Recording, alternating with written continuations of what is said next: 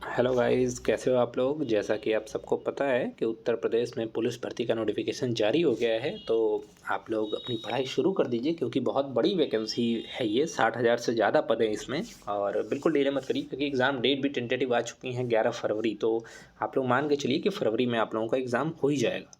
और आप लोगों के लिए हम ला चुके हैं आज खाकी सीरीज, जिसमें हम करेंगे जीके के प्रीवियस ईयर क्वेश्चंस और इसके साथ साथ हम प्रैक्टिस क्वेश्चंस भी करेंगे जो आप लोगों के एग्ज़ाम में पूछे जा सकते हैं और एग्ज़ाम के लिए बहुत ही इम्पॉर्टेंट होंगे। तो इस सीरीज़ को प्रॉपर फॉलो करिए आप लोग और नोट्स ज़रूर बनाते रहिए क्योंकि नोट्स से जब आप लोग रिवाइज़ करते हो ना तो बहुत फ़ायदा होता है। तो चलिए शुरू करते हैं सीरीज़ का पहला पार्ट। और आज का हमारा पहला प्रश्न है कि महिला को वोट देने की अनुमति देने वाला पहला देश कौन सा था।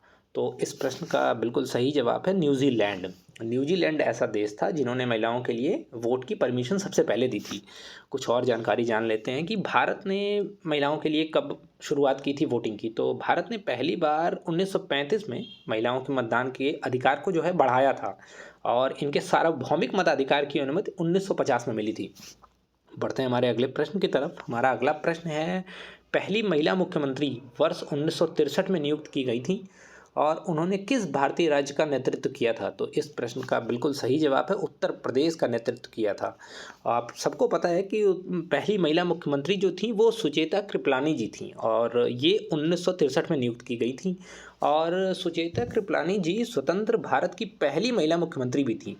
और ये चुनाव कहाँ से लड़ी थी, तो ये कानपुर निर्वाचन क्षेत्र से निर्वाचित की गई थी। और इसके साथ साथ आप लोगों को ये भी जानना चाहिए कि भारत को पहली महिला प्रधानमंत्री किस वर्ष में मिली थी। तो भारत को अपनी पहली महिला प्रधानमंत्री 1966 में मिली थी जब इंदिरा गांधी हमारे देश की पीएम बनी थी। बढ़ते हैं हमारे अगले प्रश्न की तरफ। हमारा अगला प्रश्न है, वर्ष 2018 के केंद्रीय बजट में भारत के राष्ट्रपति के वेतन को बढ़ाकर कितना कर दिया गया था। तो इस प्रश्न का बिल्कुल सही जवाब है 5 लाख रुपए पर मंथ कर दिया गया था हमारे राष्ट्रपति के वेतन को। और बात हो रही है राष्ट्रपति के वेतन की, तो आप लोगों को और भी कुछ जानकारी जाननी चाहिए कि उपराष्ट्रपति का मासिक वेतन कितना होता है। तो उपराष्ट्रपति का मासिक वेतन 4 लाख रुपए पर मंथ होता है और जो राज्यपाल होते हैं उनका जो मंथली सैलरी होती है वो होती है 3.5 लाख रुपए। और बात हो रही है राष्ट्रपति की, तो पेपर में अक्सर ये सवाल पूछ ही देता है कि राष्ट्रपति का आर्टिकल क्या है। तो आर्टिकल 52 में ये लिखा गया है कि भारत का एक राष्ट्रपति होना चाहिए। बढ़ते हैं हमारे अगले प्रश्न की तरफ। हमारा अगला प्रश्न है, भारत के किस राज्य में क्षेत्रफल के हिसाब से सबसे ज़्यादा वन है। तो इस प्रश्न का बिल्कुल सही जवाब है मध्य प्रदेश। तो मध्य प्रदेश राज्य में क्षेत्रफल के हिसाब से सबसे ज़्यादा वन है और भारत का जो वन क्षेत्र है अब 7,13,789 स्क्वायर किलोमीटर है। बढ़ते हैं हमारे अगले प्रश्न की तरफ। हमारा अगला प्रश्न है, भारत में वीरता का सर्वोच्च पुरस्कार कौन सा है। तो इस प्रश्न का बिल्कुल सही जवाब है परमवीर चक्र। ये जो है ये पुरस्कार है, ये सर्वोच्च पुरस्कार है जो वीरता के क्षेत्र में दिया जाता है। और इसके बारे में कुछ और जानकारी जान लेते हैं। वही चीज़ सेम लिखी गई है कि ये साहस और बहादुरी का सर्वोच्च पुरस्कार है और यह ज़मीन पर, समुद्र में या वायु में दुश्मन की उपस्थिति में साहस या बहादुरी कोई भी ऐसा काम कर दिया, तो ऐसे किसी कार्य के लिए जिसमें बहुत ही बहादुरी हो, तो इन सब कार्यों के लिए दिया जाता है। पढ़ते हैं हमारे अगले प्रश्न की तरफ। हमारा अगला प्रश्न है, भारत के संविधान का मूल दस्तावेज किसके द्वारा हस्तलिखित था। तो इस प्रश्न का बिल्कुल सही जवाब है प्रेम बिहारी नारायण रायजादा जी द्वारा मूल दस्तावेज लिखित था। तो कुछ और जानकारी जान लेते हैं कि भारत के, ये तो पहली लाइन वही लिखी हुई है कि भारत के संविधान को प्रेम बिहारी नारायण जादा जी ने इटैलिक शैली में लिखा था। तो इसको लिखा गया था इटैलिक शैली में और हिंदी और अंग्रेजी में दोनों में लिखी गई इस भारतीय संविधान की जो मूल कॉपी है, ये इसको संसद की लाइब्रेरी में हीलियम से भरी फाइलों में रखा गया है।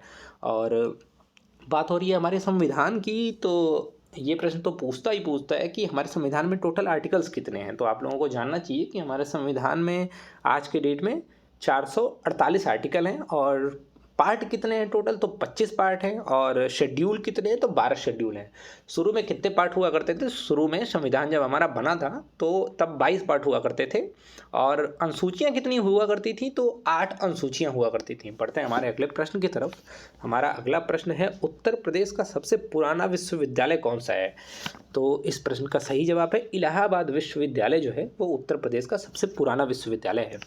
और यह एक केंद्रीय विश्वविद्यालय भी है जो इलाहाबाद, जिसका नाम अभी हाल ही में प्रयागराज कर दिया गया है, वहाँ ये स्थित है विश्वविद्यालय। और इसकी स्थापना कब की गई थी? तो इसकी स्थापना 23 सितंबर 1887 में की गई थी।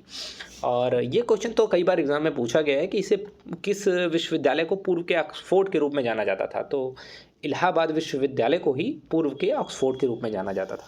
बढ़ते हैं हमारे अगले प्रश्न की तरफ। हमारा अगला प्रश्न है, माई पैसेज फ्रॉम इंडिया किसके द्वारा लिखी गई पुस्तक है? तो इस प्रश्न का बिल्कुल सही जवाब है, इस्माइल मर्चेंट जी द्वारा लिखी गई यह पुस्तक है। और जानते हैं इनके बारे में, इस पुस्तक के बारे में। तो इस पुस्तक में इस्माइल मर्चेंट जी जो हैं, उन्होंने मुंबई से एक फिल्म मेकर के रूप में अपने कैरियर की शुरुआत की, और उसके बाद ऑस्कर पोडियम पर उनके जीत तक की जो असाधारण उनकी जर्नी रही है, उसका पूरा डिटेल में वर्णन किया गया है इस बुक में। बढ़ते हैं हमारे अगले प्रश्न की तरफ। हमारा अगला प्रश्न है, रविंद्रनाथ टैगोर जी ने किस घटना के विरोध में अपना नाइटहुड पद त्याग दिया था? तो रविंद्रनाथ टैगोर जी को नाइटहुड की उपाधि मिली थी, तो इन्होंने जलियांवाला बाग हत्याकांड के बाद ये पद त्याग दिया था। जानते हैं कुछ कि जलियांवाला बाग हत्याकांड आप सबको पता है कि 13 अप्रैल 1919 को घटित हुआ था, और मई 1919 में रविंद्रनाथ टैगोर जी को इस नरसंहार की खबर मिली। और इसके बाद टैगोर जी ने कोलकाता में एक विरोध सभा की, और इसी विरोध सभा के अंत में अपने ब्रिटिश नाइटहुड को त्याग दिया था। और क्यों त्यागा था? क्योंकि विरोध के एक प्रतीकात्मक कार्य के रूप में इसको त्यागा था। बढ़ते हैं हमारे आज के 10वें और आखिरी प्रश्न की तरफ। हमारा आज का आखिरी प्रश्न है, नेशनल स्टॉक एक्सचेंज NSE का मुख्यालय कहाँ स्थित है? तो इस प्रश्न का बिल्कुल सही जवाब है मुंबई में। और NSE भारत के प्रमुख स्टॉक एक्सचेंज में से एक है, और ये भी कई बार पेपर में रहा है कि NSE की स्थापना किस वर्ष की गई थी? तो इसकी स्थापना 1992 में की गई थी। तो ये रहे आज के हमारे इम्पोर्टेंट क्वेश्चंस। तो अब मिलते हैं हम कल अपनी इस सीरीज़ के पार्ट 2 के साथ। तो तब तक चैनल को लाइक, शेयर, सब्सक्राइब करना मत भूलिए, और जुड़े रहिए हमारे चैनल के साथ। तब तक के लिए थैंक यू।